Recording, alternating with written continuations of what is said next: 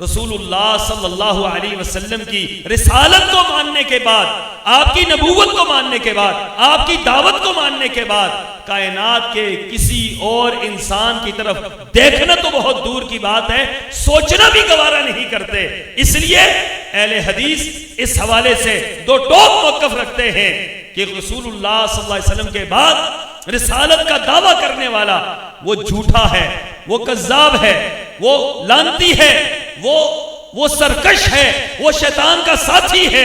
لیکن اس کی کسی بھی بات کو درخو اتنا سمجھنا یہ اہل حدیث کے مشن کے، اہل حدیث کے اصولوں کے خلاف ہے۔ اس لیے یہ جو کانفرنسیں کی جاتی ہیں، ان کانفرنسوں کا بنیادی مقصد یہ بار بار اس سبق کو دہرانا ہے، بار بار اس بات کو باور کروانا ہے، بار بار اس چیز کو لوگوں کے ذہنوں میں بٹھانا ہے۔ نوجوان